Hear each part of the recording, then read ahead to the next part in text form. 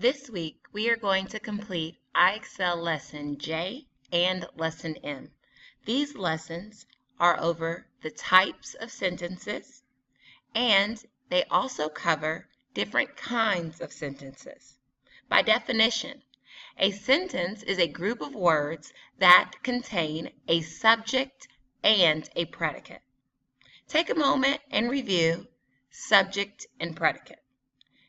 I teach that the subject is who the sentence is mainly about, and the predicate is what the subject did. It holds the verb.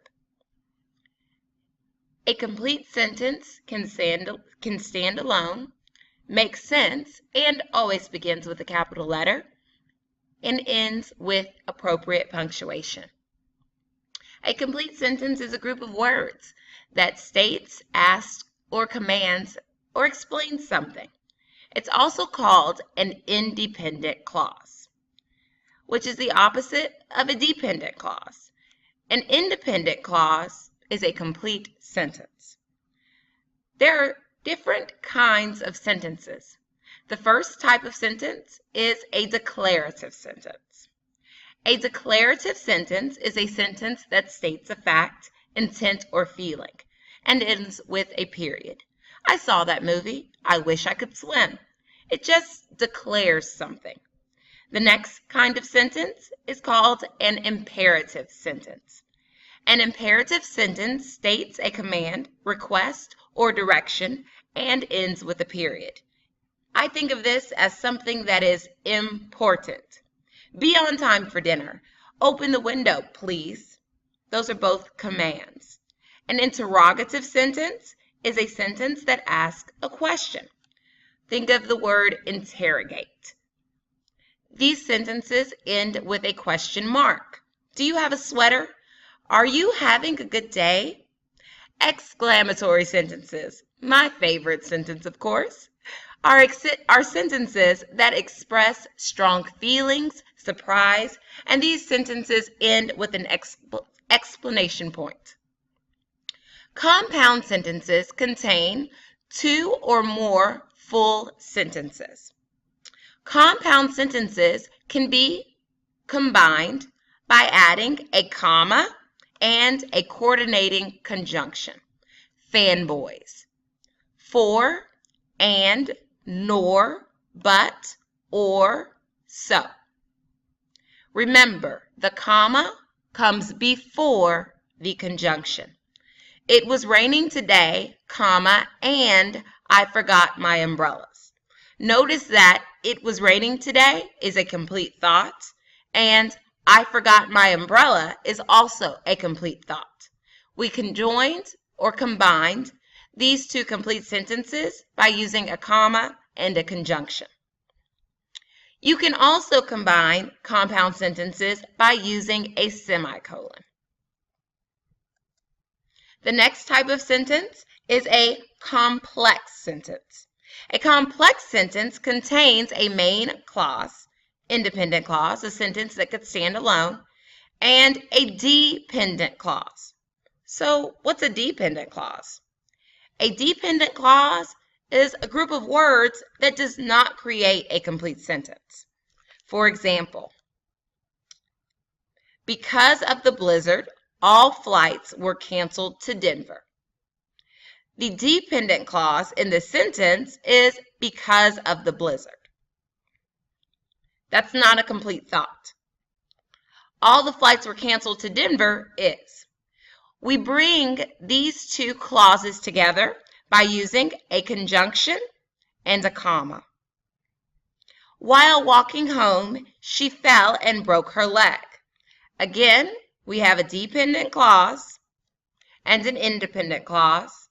They're brought together by using a conjunction and a comma. Next, we'll look at sentence fragments. A fragment is a group of words that do not express a complete thought, known as dependent clauses. Here's an example. The bird in a tree. What did the bird do? We have no idea. That is a sentence that lacks a predicate. doesn't give us the verb. Another example was flying in the wind. That's a group of words that does not have a subject. But if we put these two together, the bird in the tree, in a tree, was flying in the wind, we have a complete sentence.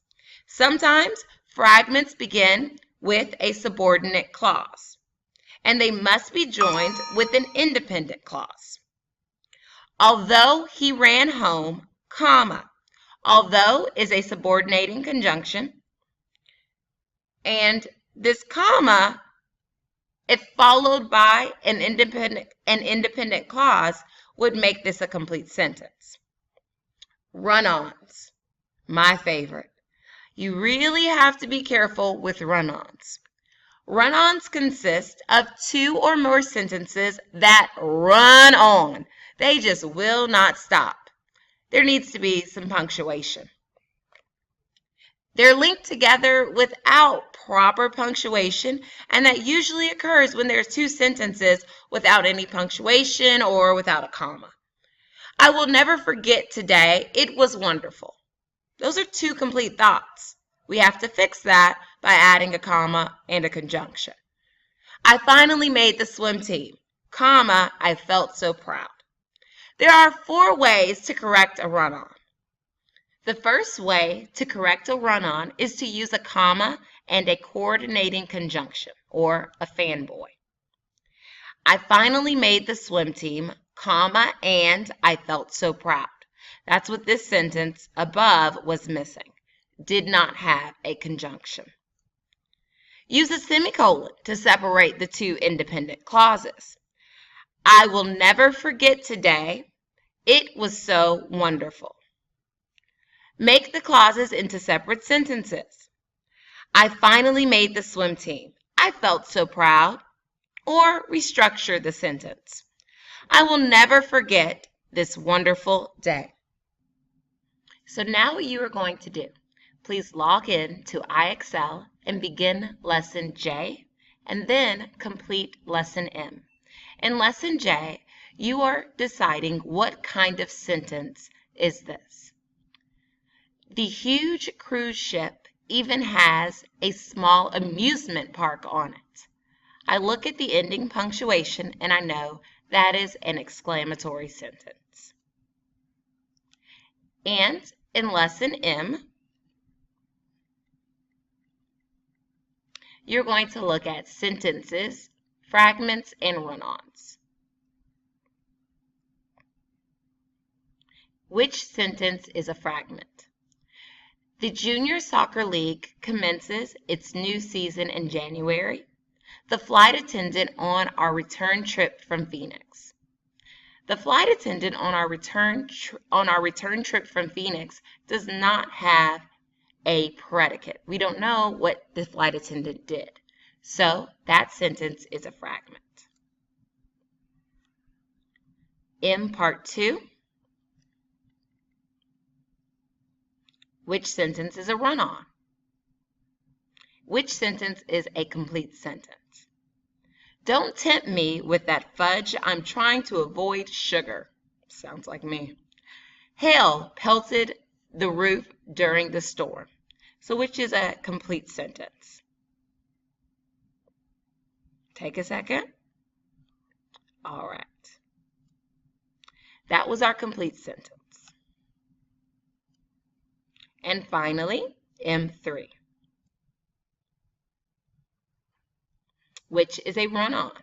Don't tempt me with that fudge. I'm trying to avoid sugar.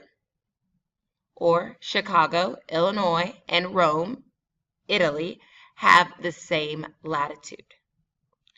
This is a run-on sentence. We saw this sentence earlier.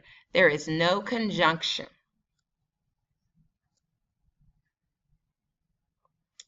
Have fun completing your IXL lesson. Please see me if you have any questions.